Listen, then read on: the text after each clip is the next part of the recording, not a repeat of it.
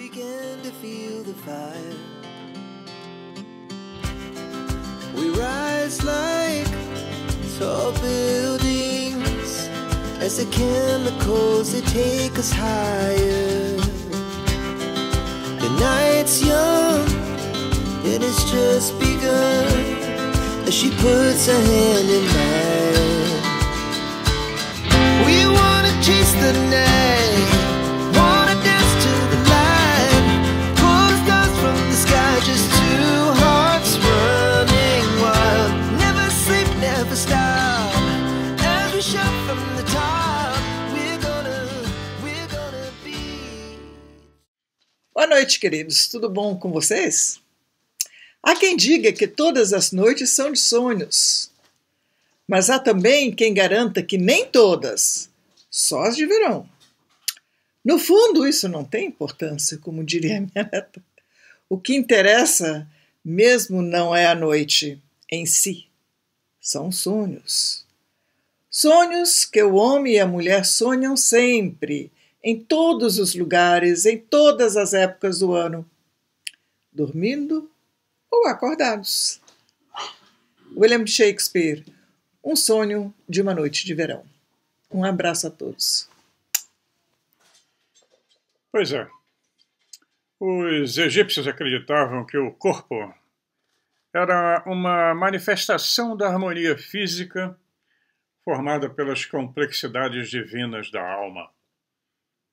A tradução mais próxima do inglês, ou do português, no caso, da palavra que eles usavam para designar morte, era oeste, porque eles não tinham uma palavra para designar morte, como nós temos no português ou em inglês, death, ou morte, porque o sol sempre desaparecia no horizonte a oeste todas as noites. E semelhante às outras culturas antigas, os egípcios acreditavam na reencarnação. Assim como o sol se põe todos os dias no oeste e nasce todos os dias no leste, assim acontecia também com a morte e o renascimento. Os antigos egípcios elaboraram suas crenças sobre vida após a morte, preparando corpos terrestres com procedimentos cerimoniais específicos e a mumificação. Eles cercaram o falecido com os seus bens materiais pessoais, incluindo móveis, vinho, comida, incluíam desses presentes que ele ia levar para o outro lado, para o afterlife, os restos mumificados do seu corpo, os órgãos internos, seguindo então ritos funerários prescritos. Os órgãos eram embebidos em perfume e guardados em vasos chamados canopy.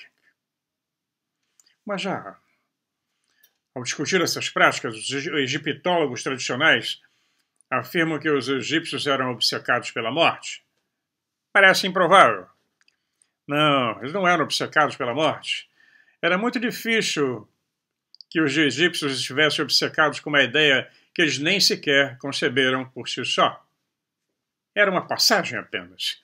Ao invés disso, a obsessão é mais com a ressurreição e o renascimento. Os antigos egípcios acreditavam que se o corpo físico tivesse feito todas as suas necessidades terrenas, tivesse realizado tudo o que queria, a alma estaria livre para se mover para os outros reinos da vida após a morte.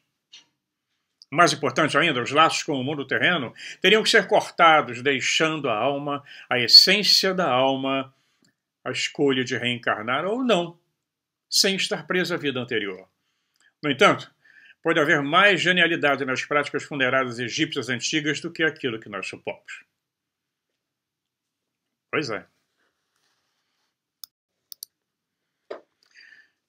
Os antigos egípcios eles ensinaram à população a importância de viver uma vida boa e justa, incutindo em suas mentes a parábola conhecida como cerimônia da pesagem do coração. Todo mundo já viu essas imagens? Né? Isso quando a nossa alma deixa o corpo à beira da morte. Então Anubis, o deus com a cabeça de chacal, vai encontrar essa alma. Anubis então anunciaria àquele que havia falecido que ele havia deixado de cair a sua vestimenta terrena.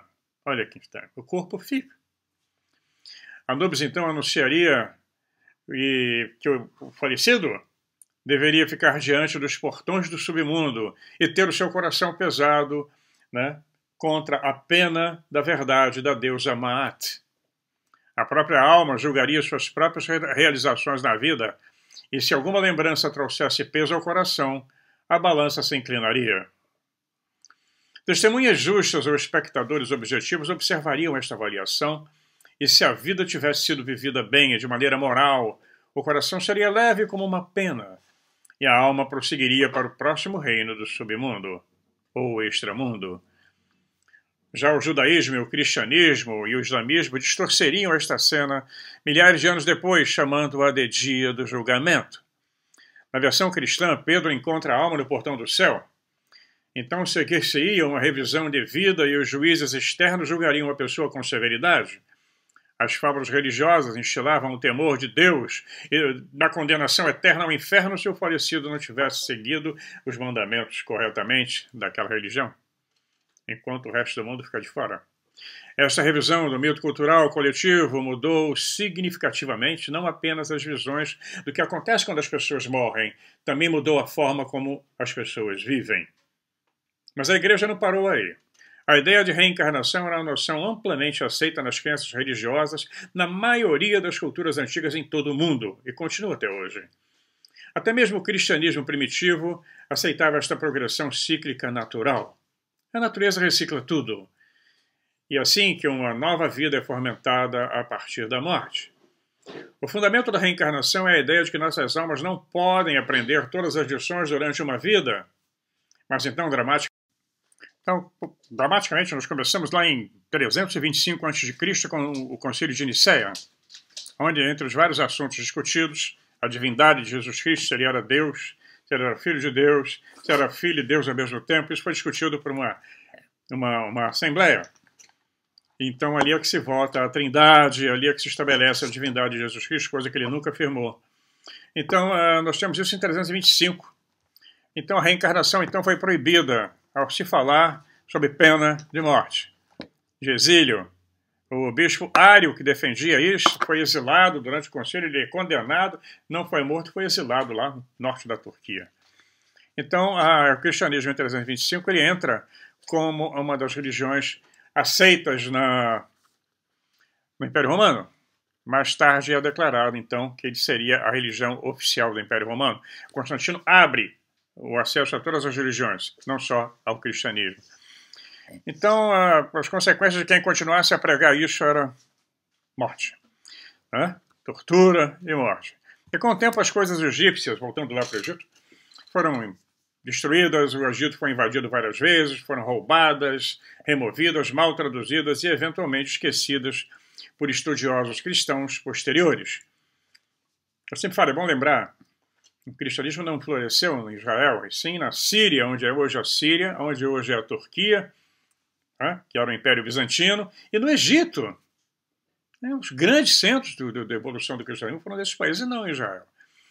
Então nós vemos ver que os concílios foram vários. O pessoal fala muito do concílio de Nicéia, mas, por exemplo, a Bíblia católica, a Bíblia Vulgata, que nós temos em casa, da qual a protestante é uma cópia modificada, entre outras, ela foi estabelecida como um cânone foi estabelecido pelo Concílio de Roma no ano de 382, seguido pelo Concílio de Hipona, 393, e o Concílio de Cartago, em 397, onde então foram incluídos e excluídos livros, né? O de Nicéia decidiu sobre vários assuntos, mas o principal foi a natureza divina de Jesus e sobre a ameaça de punição de morte. Ou você acredita ou dança. Então algumas almas corajosas, na época, resgataram alguns pergaminhos e livros, colocaram em potes de barro e os esconderam na caverna. Essas cavernas foram descobertas em 1945, são os pergaminhos do Mar Morto, e depois foram encontrados os de Nag Hammadi, perto do templo de Dendera, no Egito. E, embora todos esses textos sagrados contivessem uma infinidade de segredos, eles eram fragmentos danificados, que foram traduzidos por autoridades cristãs na época, foi um segredo incrível, as coisas foram liberadas há pouco tempo, as traduções foram mantidas fora da vista do público durante décadas. E hoje novas revelações estão sendo feitas à medida que esses pergaminhos são interpretados num contexto mais amplo e mais moderno. Hoje você pode procurar na internet, na Wikipedia, você vai achar. E não sei se em português. Então eles são interpretados por pessoas fora da caixinha, sem o dogma da doutrina da igreja ou sob a ameaça de morte, né? Então, nós temos vários exemplos aí sobre como isso aconteceu. A Biblioteca de Alexandria, queimada, não é? Por um grupo de cristãos na época. Então, nós temos visto que houve uma mudança muito grande entre aquilo que Jesus Cristo falou e aquilo que disseram que Jesus Cristo falou. Então, aí é que está a grande confusão. Mas vamos continuar no Egito, né? Bom, estamos de volta. Vamos continuar a falar sobre os egípcios. Eu comecei a gravar ontem e hoje eu vou terminar.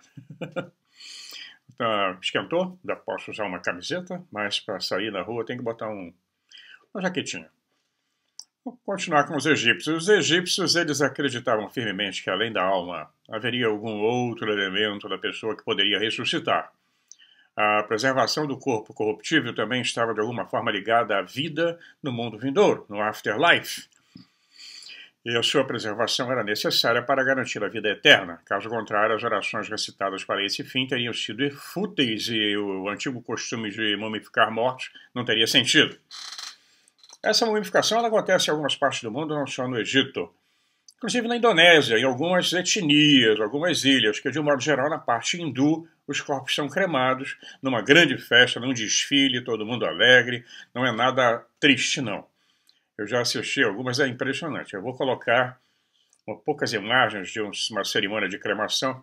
Não é evidente a cremação feita nos templos, é uma coisa super dinâmica. Então você vê que os costumes mudam completamente. E o que me parece, a mumificação no Egito é uma pegadinha que os deuses deixaram. Na verdade, eles depois usaram isso os sacerdotes usaram isso para ganhar muito dinheiro.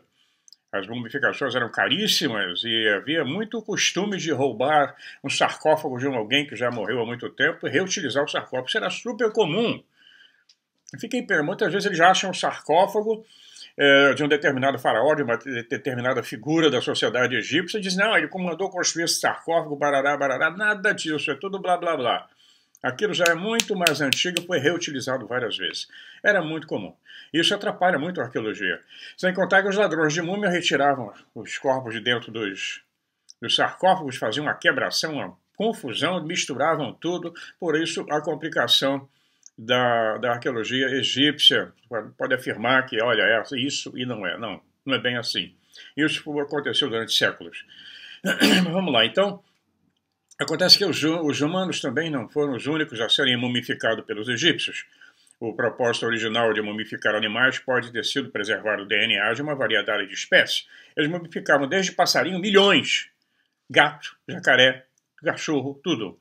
Então, um grande número de espécies semelhantes pode ter se transformado num negócio muito bom para o sacerdócio, porque os arqueólogos ficaram chocados ao descobrir que quase todos os seres vivos no Egito foram, em algum momento, mumificados. Jacaré, sapo, tudo. Né?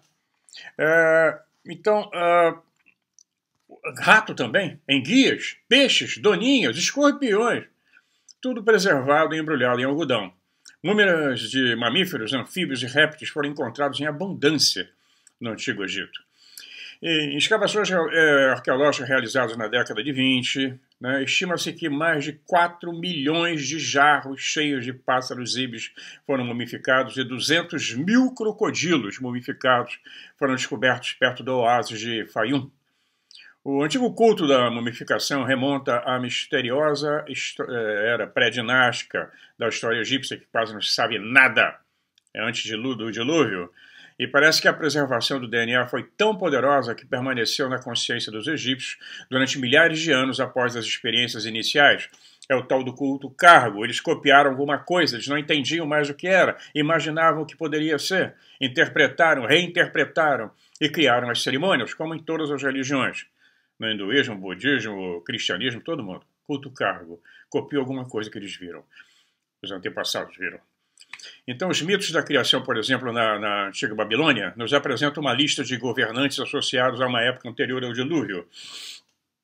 Eu estou preparando um vídeo só sobre os dilúvios. É muita coisa para falar. Vamos ver se eu consigo condensar. Nós fazem várias etapas. Então, depois que as águas da enchente, do grande dilúvio, baixaram, Esses governantes sobreviventes começaram a trabalhar na manutenção e na experimentação das criaturas que haviam sobrevivido. Muita coisa esquisita sobreviveu.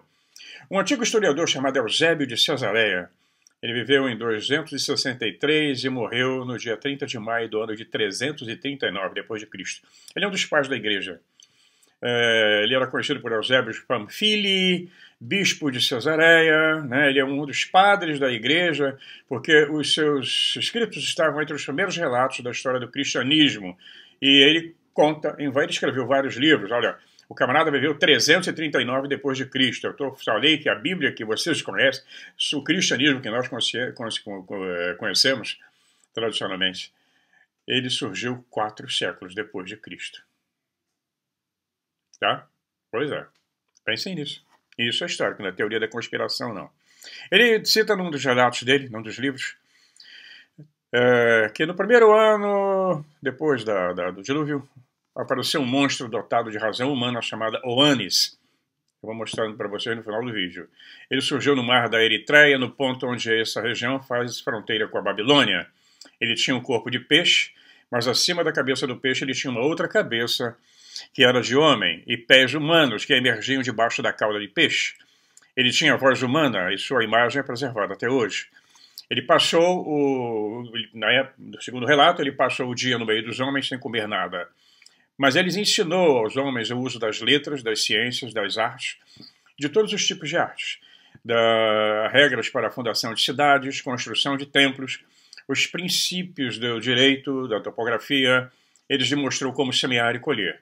Ele deu-lhes tudo e contribuiu para o conforto, e para contribuir para o conforto da vida daquelas pessoas que sobreviveram. Desde então, nada mais foi inventado ao pôr do sol, dizem os relatos. Esse monstro, ou Anis, monstro, não seria um monstro, seria uma coisa híbrida, mergulhou de volta ao mar depois de um tempo e permaneceu lá toda a noite sob as ondas, pois ele era anfíbio. Então ele escreveu um livro sobre a origem das coisas e da civilização e deu aos homens. Infelizmente não temos esse livro. Então vou mostrando para vocês várias imagens, né? Aí tem um outro pesquisador. O interessante é que esses pesquisadores são todos do século XIX e início do século XX. Depois disso não apareceu mais ninguém. Todas as grandes pesquisas do Egito, de toda essa região da Ásia, lá no Oriente Médio, na Ásia, no Sudeste Asiático, na Camboja, Vietnã, China, na Indonésia, todas as pesquisas são do século XIX. E século XX, início, depois parou. Depois a coisa ficou controlada, não pode expandir muito. Na Índia também. A quantidade de livros que eu tenho, a maioria deles são do século XIX, início do século XX. Depois foram reescritos, reinterpretados. Vários escritores, como eu também, me baseiam nesses livros. Então vamos lá. O outro arqueólogo chamado Gaston Camille Charles Maspero, ele nasceu em 1846, morreu em 30 de junho de 1916. Ele foi um egiptólogo francês. Ele ficou conhecido por popularizar os termos povos do mar, no artigo de 1881. Povos do mar, ninguém sabe exatamente quem eram eles.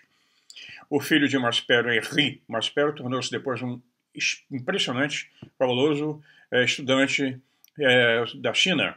Ele foi considerado um dos grandes sinólogos, né, que estudou a China e também todo o Sudeste Asiático. Então vamos continuar. Segundo o mito da criação babilônico, uma variedade de criaturas estranhas nasceram dessas águas escuras depois do dilúvio. Alguns podiam reproduzir-se assexuadamente, outros procriavam sexualmente e alguns eram hermafroditas, carregando características da natureza masculina e feminina simultaneamente.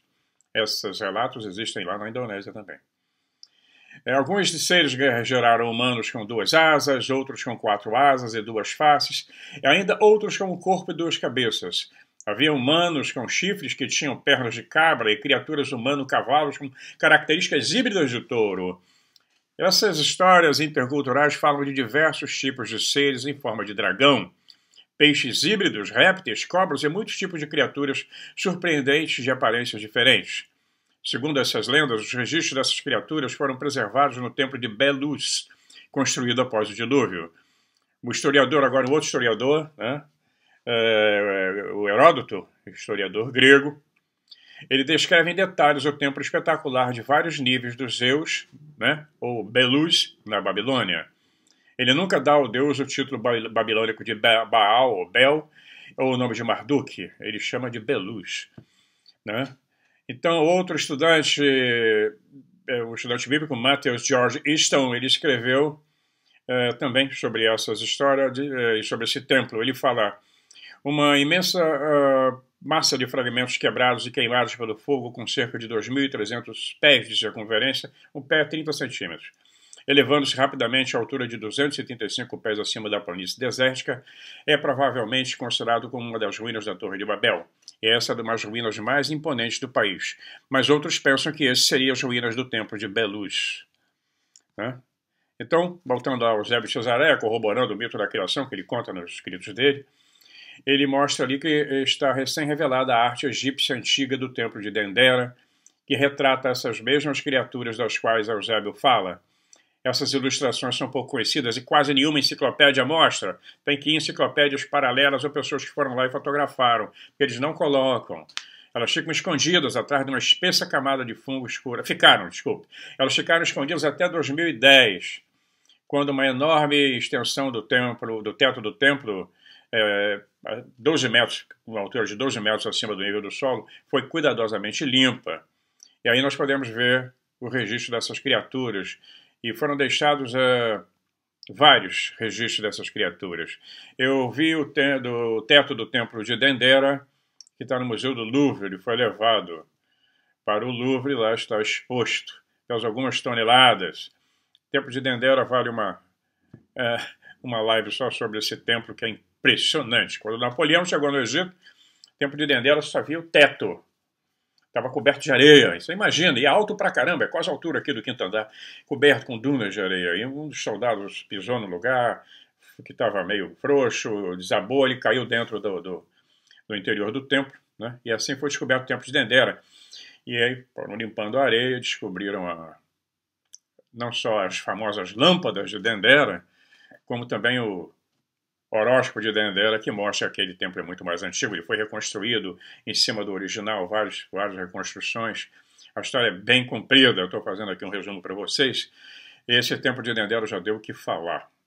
E é em Dendera que o cristianismo tem uma força muito grande. Os primeiros cristãos, hein?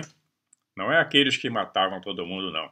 Eram os gnósticos, que se refugiaram, inclusive, nessa região perto de Dendera, onde foram descobertos os manuscritos, né, de Nag Hammadi, que é ali pertinho de Dendera.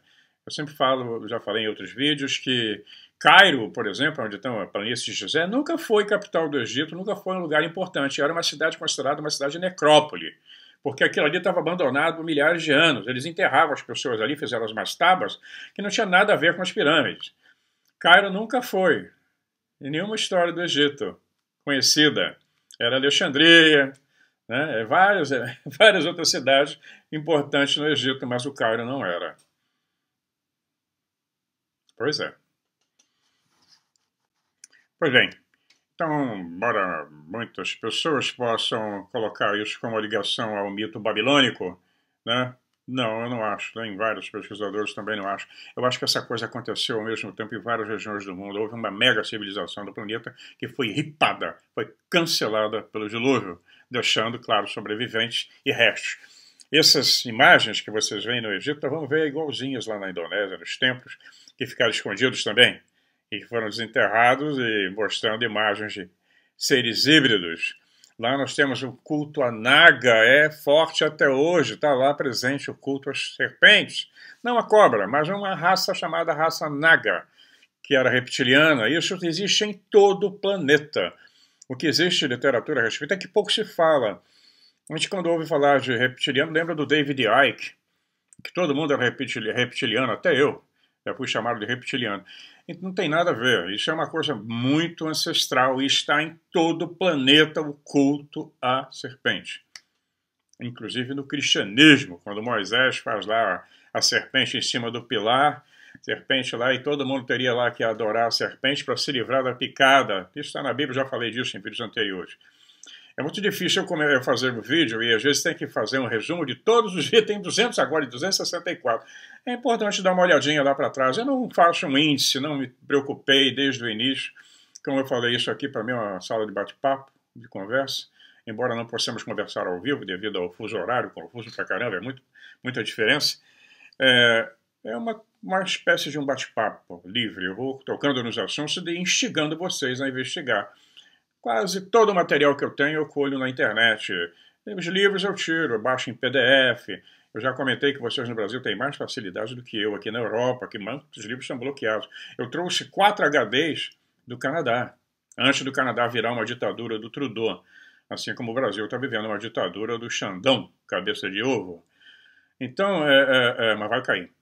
Então, vamos ver que essas histórias elas se espalham por todo o planeta. E é sobre isso que eu tenho trabalhado no livro que eu estou escrevendo. A viagem à Indonésia foi super importante para isso.